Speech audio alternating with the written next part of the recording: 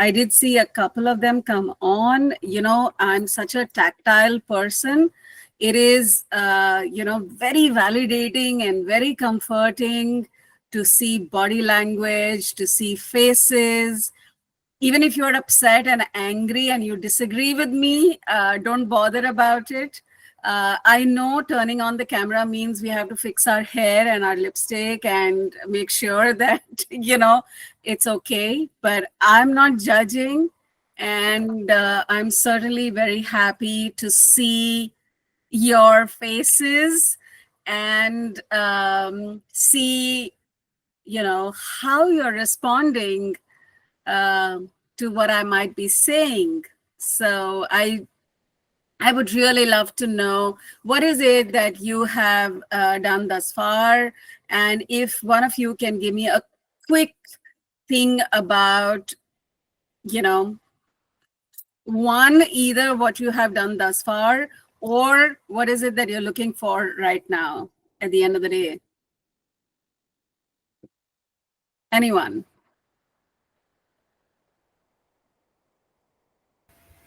All right, I'll go first. Others can feel free to join in. So, hi, I'm so honored to be, finally speaking to you. Love your work. I have a special connection with WHO earlier times as well. So, thank you so much, ma'am. And first thing is, I want to say that's what I've done so far, and what I look forward is, it's almost the same.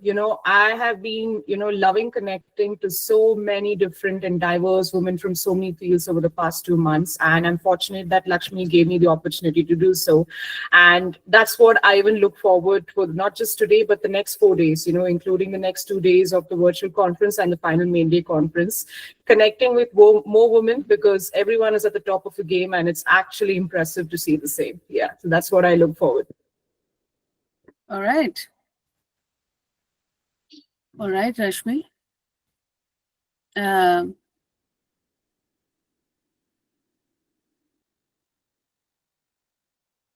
I think she lost her connection. I think she. Rashmi, you're from Excel. Oh, that's cool. Anyone else?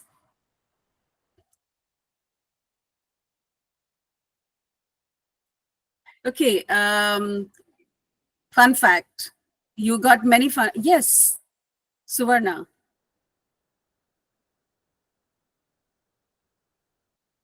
Go for it. Unmute yourself and.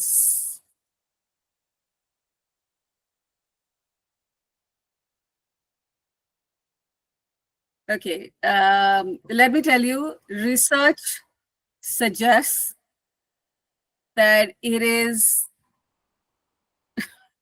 really hard for women to claim their voice and space. I think I got a message that the microphones are on mute. Jasmeet, if you're on the call, if you could just change that, we can have people talk. No problem. Yeah. Okay.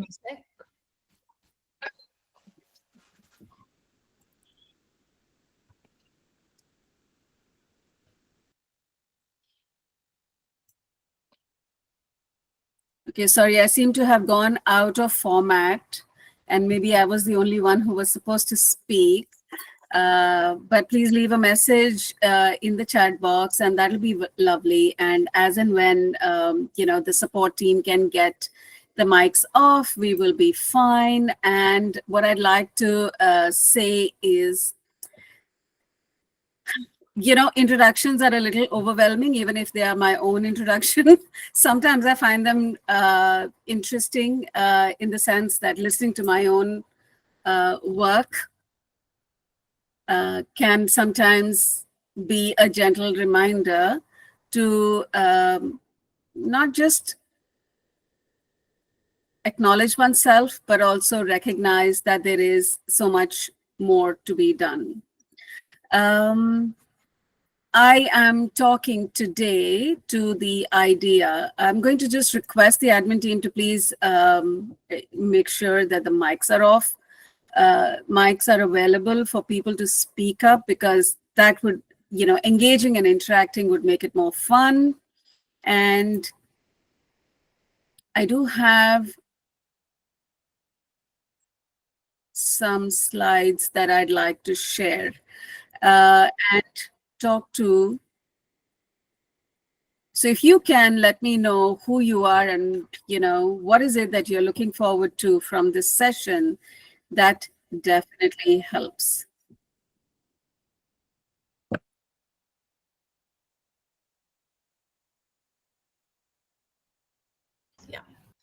Yeah, it's on. Mic is on. You guys can turn on your mics. Yay. Go for it, Rashmi. Hi, very good evening, Bhavana. So good to know that we share some of the things in common. First, being an Excel I mean, pass out, and the kind of work you are into is somewhere yours is much beyond what I do. I am a parent coach and a life coach. Work in the disability sector in terms of hearing and hearing children and parents with hearing loss. So most of the time, I handhold a lot of parents journey through my own journey of caregiver and supporting them through their journey, being a beacon of support and light. So good to connect to this platform to know more such people and be able to guide them through if the need is there. So I think that's wonderful. For sure. Good to connect. And which batch are you, Rashmi? I am a 2009 batch. Ah, fantastic. And I'm from Bangalore. All right. That's great. I am very happy to connect with you and looking forward to learn from you. Same here. Connecting with the same tribe makes you feel so good. Anyone else? Quickly, let's just kind of chime in and claim our space and our voice. It is perhaps the one most important thing that we as women, especially mothers and then caregivers, for sure need to do. Right. I hope all this technical glitch is sorted. I think we're good now. Everybody can unmute as well. Feel free to turn on your cameras and interact. The whole reason we do what we do is to create the community and to have community come together, to have the conversation that matters. So don't be shy and do unmute. So Varna has something to say. Yes, Varna. Hi, ma'am. I'm excited to view you, but I'm used to go through your blogs and all. Okay, and we are expecting too much from, especially from Lakshmi. Okay, we are getting, of course, and these sessions will go on like we want. Means we are kind enough to support each other. We are expecting the team to coach us to support each other in a moral way and to reach us everywhere. Thank you, ma'am. Thank you, Suvarna. Sorry. All right. I'm going to, in the interest of time, I'm going to focus on what is it that I have to present, and I need help in that as well. I'm not able to share my slides. So whoever is handling the logistics, if you could help me, I will be able to share my slides. But in the meanwhile, I have a question for all of you. What is the Indian term for caregiver in any of the languages or any language that you speak?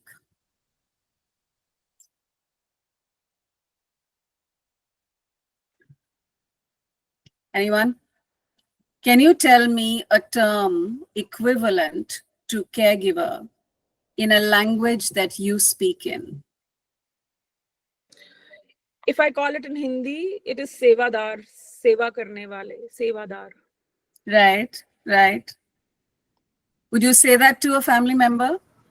Oh, yes. कहते हैं ना, when somebody is not well, तो this is a very common term used. तुम सेवा में लगे हो, तुम सेवादार हो. I mean, these are the words often as a pure Hindi language I come across. I am from UP.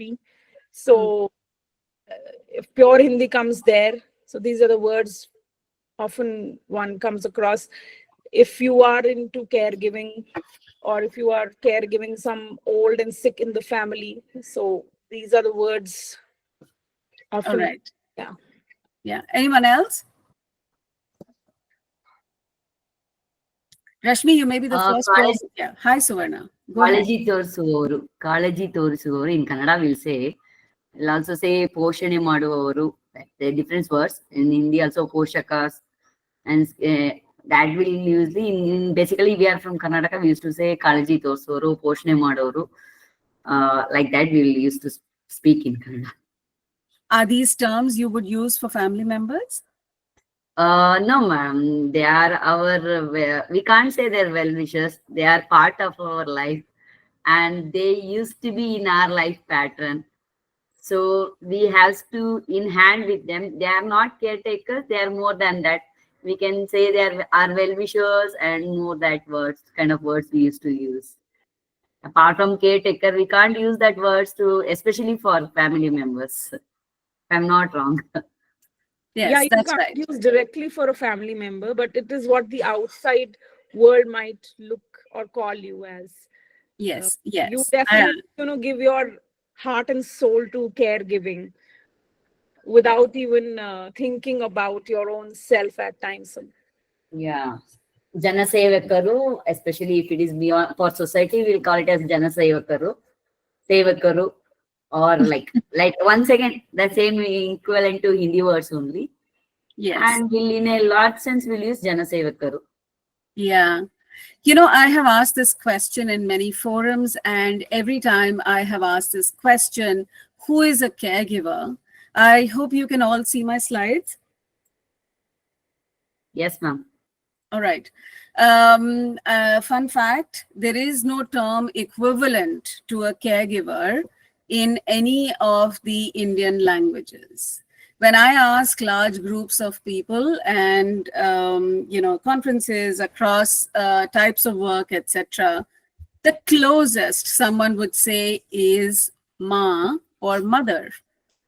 And today I am going to work with you. So I have a set of things that I'd like to talk to you. I'd like to open for a conversation, and I'd love to hear what you are saying, what you think about the thoughts that I have, and we can then take questions and answers. If the closest that we can get to a caregiver is mother, then perhaps this is the most pertinent group to be talking to about navigating the complexities of caregiving across generations. What might caregiving look like when you are formally a mother, but other times you are a caregiver to someone who you are not a mother to? Is the slide moving for you? Can you see that I have a different slide on? Yes, yes. Okay. So here is a very typical, stereotypical image of perhaps a mother as much as a caregiver and caregiving. And over generations, what I'd like for you to be sensitive and aware of is that caregiving is seen in one way. And because it has been done in that one way over generations, decades, perhaps centuries, it has become deeply culturally embedded, and it is seen in a certain way. I also want you to remember that this is very similar to saying, who is good at doing math? Who is good at going for explorations? Who is good at hunting? So just like we say, perhaps men have more brawn, men can take more risks, men can go hunting, men can perhaps do math better. Some of those things are being challenged. Those thoughts are being challenged in the recent years. And a counterpoint to that is looking at the idea of caregiving as well. So just like math is not the domain of a gender, neither is caregiving. And it is really important that we redefine what caregiving is, who a caregiver is, and recognize that it is not bound by gender. I'd like to tell you a story, the story of Dr. Margaret Mead. Some of you may have heard of her, studied her. She was a legendary anthropologist. Dr. Margaret Mead was once in a conference, and in that conference, one of the persons from the audience asked her a question that, Dr. Mead, you have worked across cultures for so many years. What, according to you, is the first sign of civilization? This person, who wrote a book subsequently by the name Ira Byock, wrote in her book that the person asking the question was expecting her to say, anyone here who wants to say what is the first sign of civilization? Fire. Fire. All right. Anyone else? Wheels. Sorry? Wheel. Wheel. Yeah, Yes. wheel and fire. Agriculture. Agriculture. Anyone else? And you know, the person was expecting just exactly that there will be something about tools, there will be something about being able to do something, maybe organized living, maybe agriculture, maybe being able to cater to your own food, or maybe domesticate animals. Those might be the ideas of what is the first sign of civilization. But you know what Dr. Margaret Mead said? She said, to me, the first sign of civilization is a healed femur bone. The femur bone is our thigh bone. And in the animal kingdom, if the animal breaks their thigh bone, it is the sign of a sure shot death, right? But a healed femur bone means that somebody else must have bothered to take the wounded person, wrap the wound, and care for them till they healed. So caring for another being is the first sign of civilization. Healing, or being with someone as they heal, is actually the first sign of civilization. And if you were to look at this picture, who do you think is the caregiver?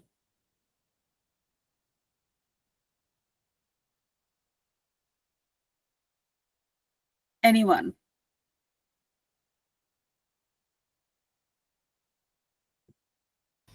Who is the caregiver here? Husband. The husband? This person? Family. The family? The husband. The husband? In most settings, when most people will say this woman, the woman who is the older woman. But I want you to hold your thought. My favorite caregiver in this image is actually this little boy. Yeah, they are the grandparents, I believe, and the boy is Also a caregiver, right? What I'd like for you to think about is that perhaps there isn't one caregiver, and perhaps everyone is a caregiver one way or the other. It's just that they are caregivers in different ways. Perhaps there is a primary caregiver, and perhaps there are many, many ways of being a caregiver. Sometimes you are a secondary caregiver, sometimes you are a caregiver to a caregiver, and sometimes you're a long distance caregiver, and sometimes you're a caregiver who does physical support, sometimes you're one who does financial support, and so on and so forth. So what does it mean to think about the world of whoever a caregiver is and navigating the challenges? What are the challenges among those who are caregiving? I'd like for you to think about what is the context of a caregiver, and remember that in today's world, while caregivers are navigating the expectations, the challenges, etc., there is one hard fact today. The hard fact is that 80% of the caregivers around the world are women, and nearly 60%. So they have been mothers, but they could also be daughters, they could also be wives. They could be women who are not in any of these roles, but are still considered caregivers. And more than 60% of today's adult population is what we call the sandwich generation. The sandwich generation is that set of people who are the adults caring for children who are vulnerable on one side of the age spectrum and simultaneously sandwiched by the aging population who are becoming vulnerable in other ways. And therefore, the topic for today is about navigating generational caregiving. One of the things that I summarize my work in and why I do what I do is that caregiving is ubiquitous. It is all around us.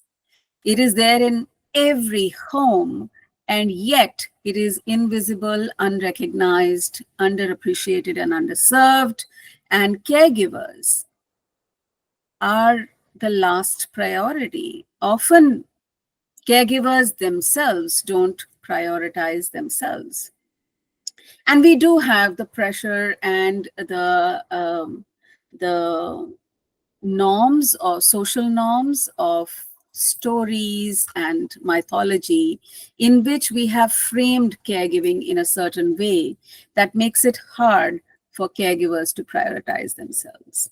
I remember I was a little girl, and one of the songs that I took to and has become a very important part of the song that plays in my head very often is अपने लिए जिए तो क्या जिए, तू जी ए दिल ज़माने के लिए, which is translated in don't live for yourself, live for someone else.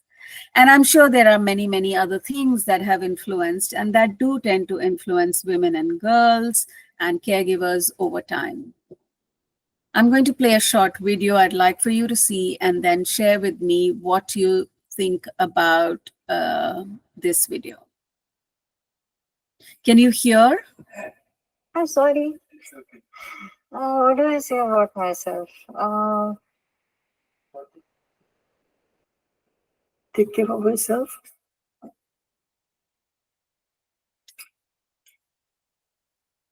To be honest, nothing.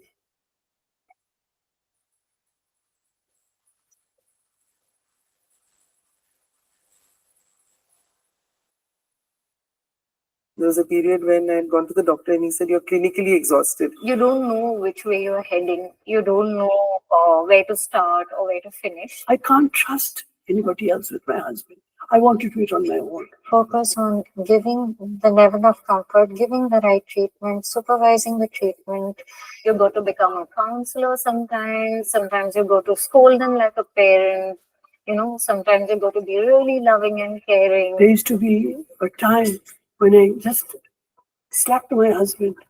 Said, "What are you doing? Come on, try to understand." At the end of the day, if anything happens, then I have to step in. So that responsibility and that onus does lie with me. They put their life comes to a standstill. It becomes literally like a role reversal. You have to really recondition your mind to not feel guilty and make you realize that this is a part and parcel of life, and that doesn't mean that you have to bring your life to a standstill. So why did I do this for myself? Or why am I watching so much of Netflix?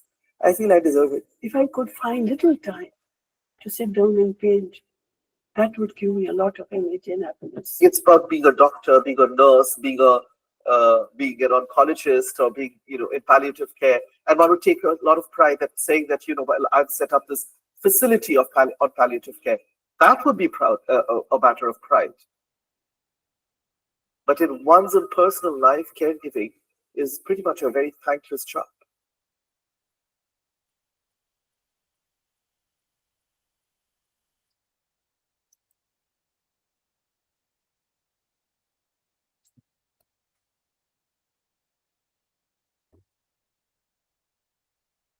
Any comments?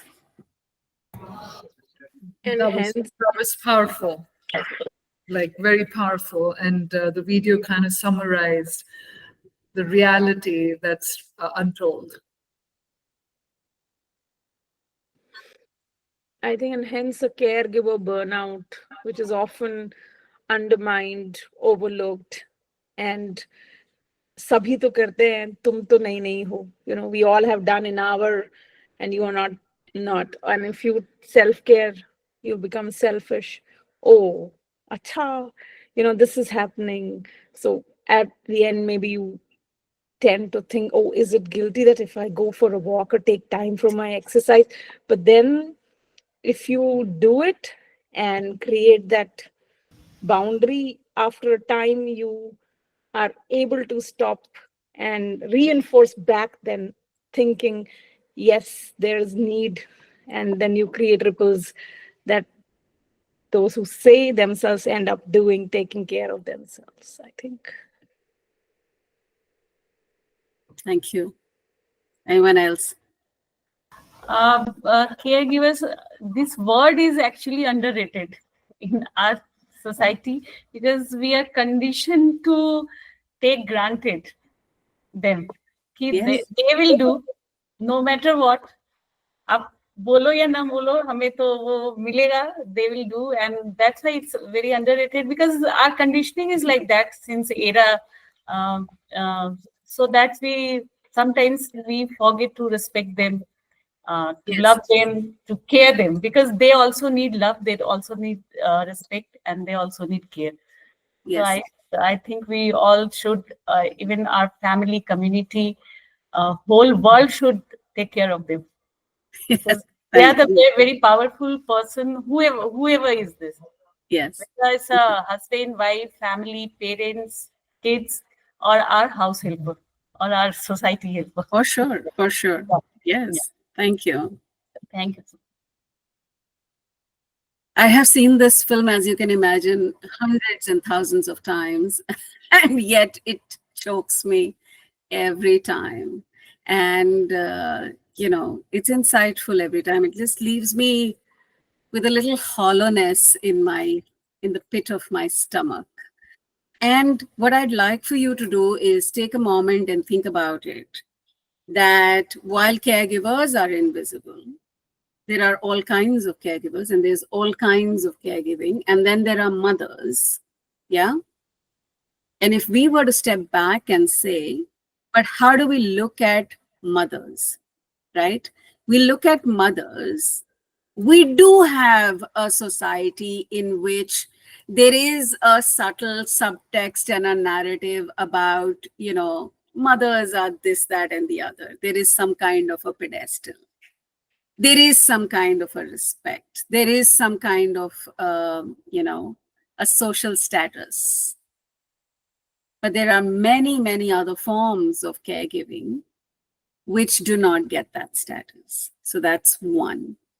And the other thing that I'd like to say is, when I see these things that talk about, oh my God, women are so great at empathy, or mothers are the natural nurturers, or mothers are biologically tuned to be empathetic.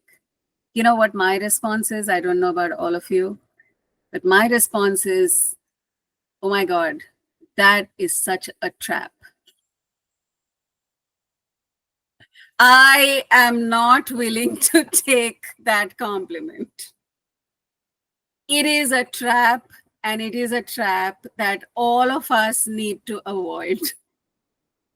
This putting us on a pedestal and saying, oh, you're special because you're a mother, and oh, you're special because only mothers know how to nurture, I'm sorry to say, is the same as saying only men can do math, and only men can explore, and only men can ride motorcycles. And we know that that's not true.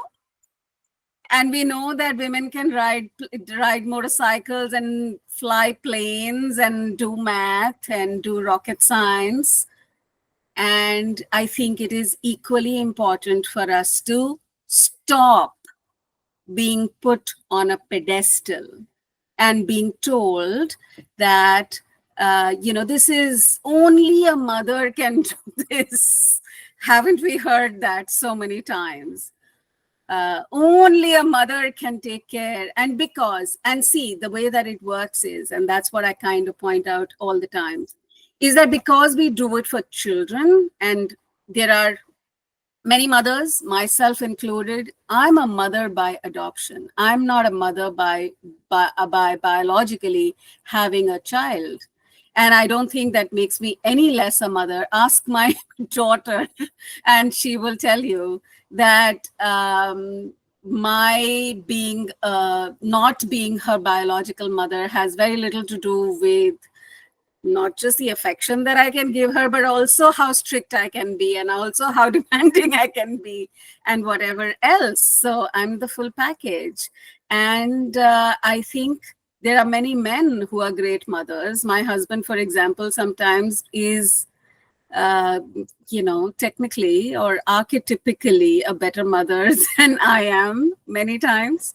And that's great, because in those moments I can relax and I don't have to be the hyper vigilant and always present mother, because only mothers can do some things, and so on and so forth.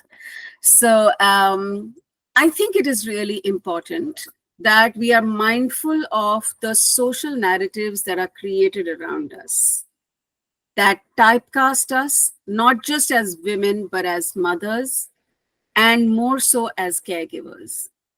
What will happen is that first it is assumed that girls learn something differently from their mothers, then they become mothers and they know something else.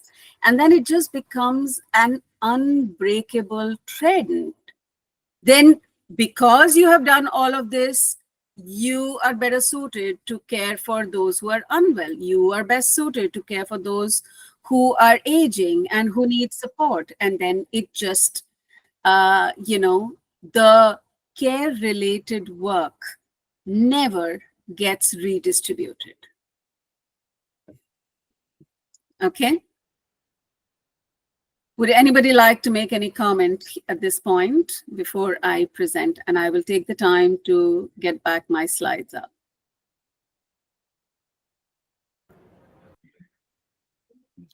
You're definitely striking a lot of important points about the narrative that's put around this whole caregiving, but it has to be a joint responsibility rather than a sole responsibility.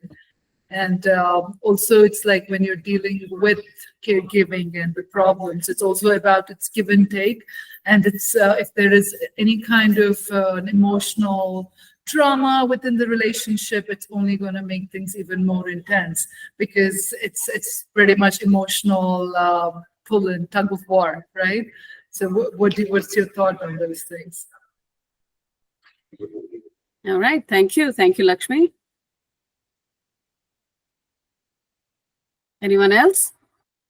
Yeah, also, as somebody rightly mentioned, we are conditioned in a way that even if a girl who gets married has to take up household chores, while a man will continue his office work and he will be considered as a breadwinner, and a girl will always be she will always be a homemaker or a home front. So so this is one, I could specifically in an Indian context, this is a kind of conditioning we are brought up with. But now also, if we look at, there is a lot of change which is happening. If I also see my own house, we take turns to take up roles of, as like if I have to move out, my husband would take up the kitchen. So my children are also learning the same aspect. So that's how it has been demonstrated to us. Yes. Though when my mother visited my home, when she saw my husband cooking, she had to take it with a pinch of salt, Sure. And then my mom-in-law sure. also would, not be very happy about it. Yeah. But then I think narratives are changing. Yes. And we are progressing, but still, it's long way to go. Yeah, thank you. I'm reminded of, yeah, I know it's a little hard. I was newly married, and here's another story. I was newly married, and I was at work. Not even my mother or my mother-in-law. I was at work, and my boss asked me, "So what? Like, how is newly married life?" And I said, "Oh, it was fun. Yesterday, my husband wanted to wash the clothes and cook, and I read the newspaper." This is years ago, obviously. I'm talking about 2001, and he was so upset with me. My boss, this is at the workplace. He was like, "Oh my God, what's going on? What's going to happen with the world?" But I'm happy to report that 25 years hence, the world is fine. And things are better, and it's really cool to be able to share the load or your responsibilities. So one other thing that I'd like to say is that we will have to take steps, like Rashmi said. Sometimes our mothers and our mothers-in-law may not be used to things, and they wouldn't have seen life the way that we are seeing it, and we will have to take positions and make changes, and it is fine. And I think my mother was really upset with me when I was traveling, and I ordered tiffin for my husband and my daughter, and she was like, "Oh my God, who does that? Why can't you even organize a good helper who will cook while you are traveling?" And I said, I think I married an adult, and it is his job to organize food while I'm traveling. So let's just let him do what he's doing, and we'll be fine. So there are some of these thoughts, and it is really, really important that as the world shifts and as people around us learn that we are shifting or we are changing, we take them along. Yeah. So I'm going to now talk about a few other ideas around caregiving. The social narrative around caregiving and caregivers is changing, but it is at the intersection of certain complex and multidimensional challenges. The first one is sociocultural. What that means is we have this idea that caregiving is noble, and it is done, it must be done in a certain way. You must have heard stories from mythology about Shravan Kumar and Savitri and, the likes of who make a certain gold standard of caregiving. All of these are, of course, traps, like I say. And then we live in a society where family is, by definition, our caregivers, right? And it is a part of being a family member that you care. Of course, there is a greater load on women. We also live in a society where being young is at a premium. Those of you who can see my hair will say that, I get a lot that why do I not color my hair and why do I not want to look younger?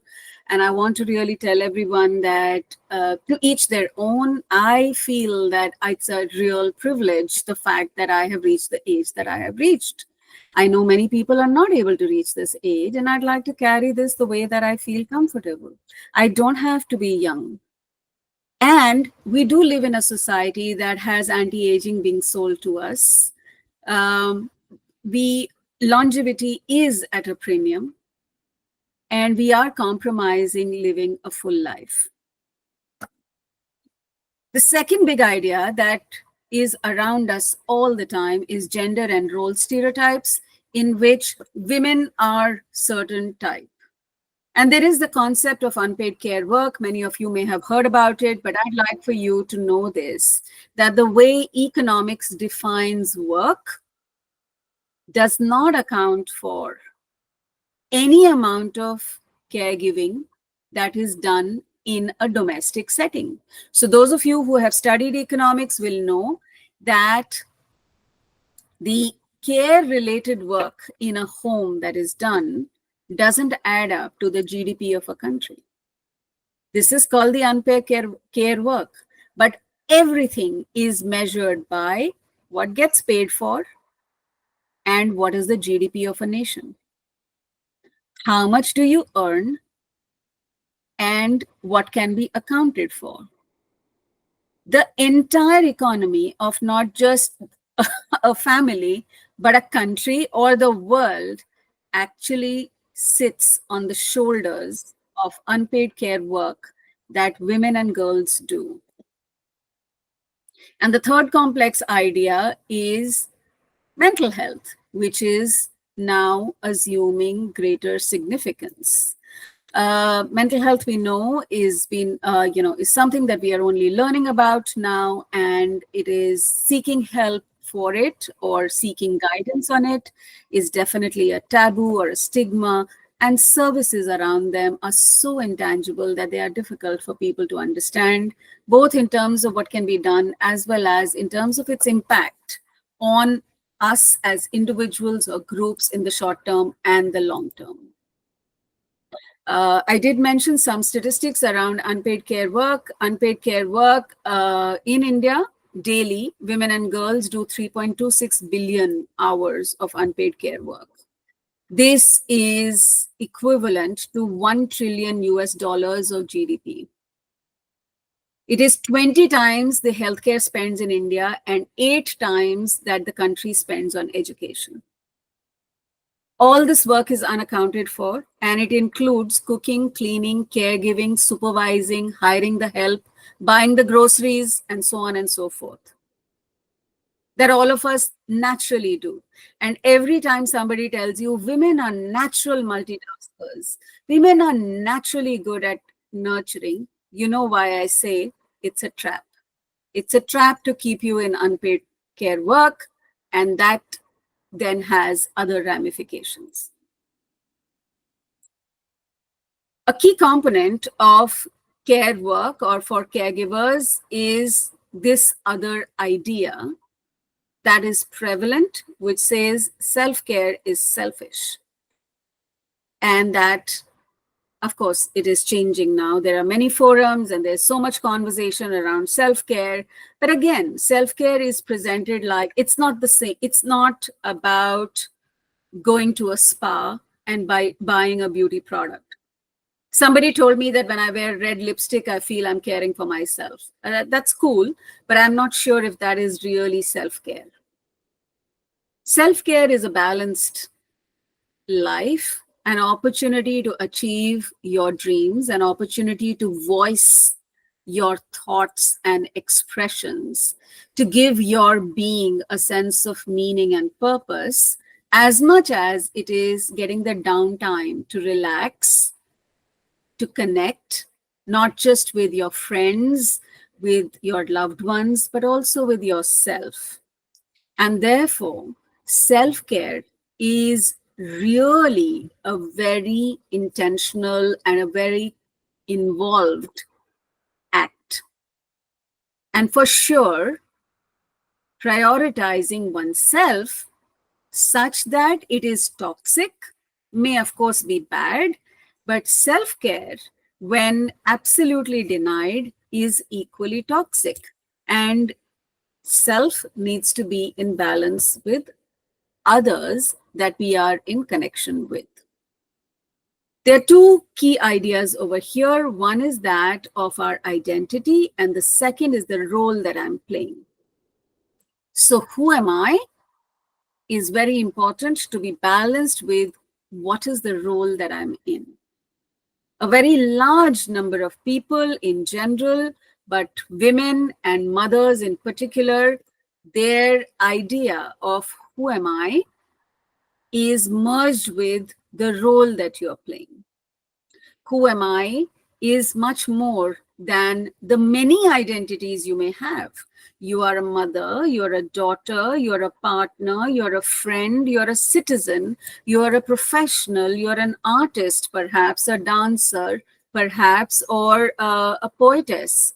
And all of that is your identity and who you are, much of which you will discover for the rest of your life. And there will be many, many roles that you will be in.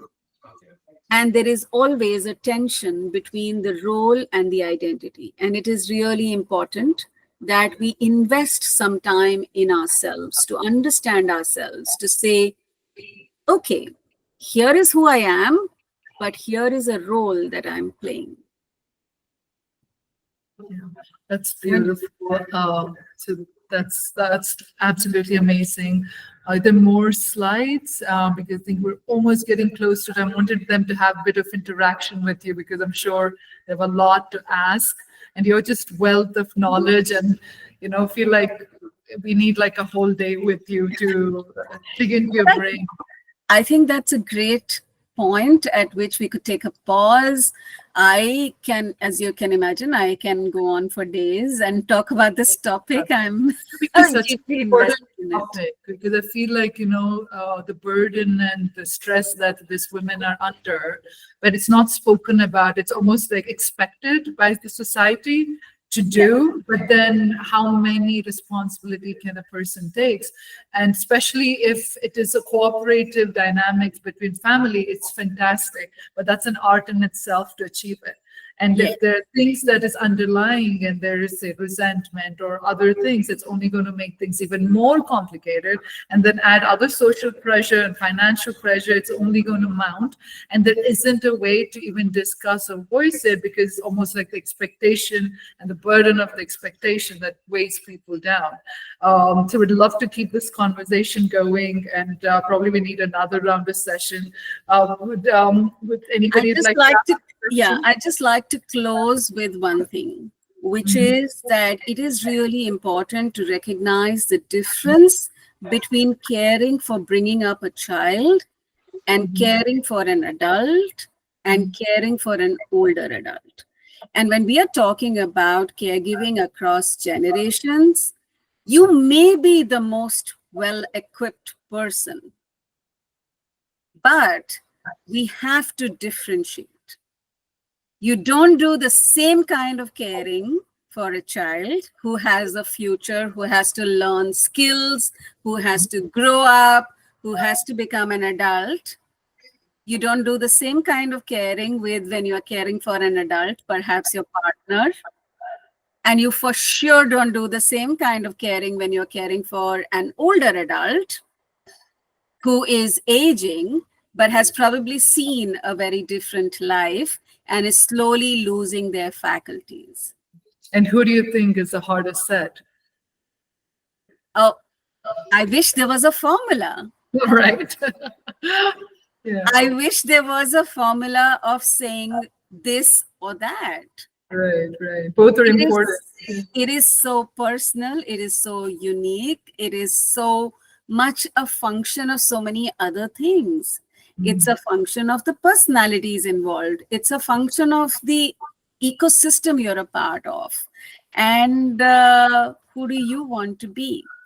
So I'd just like to close with that and say that the most important thing that we need to do for having the gift of having been generational caregivers is that it is time for us to let it go. It is time for us to make many more mothers and caregivers and say, you know what? It's my time for educating you, engaging you, and believing that you can be as good a caregiver. Please take the lead, and I'm backing you. It's awesome. Thank you so much for taking your time today and talking about such an important topic. And we loved every bit of it. There's so much takeaway from this.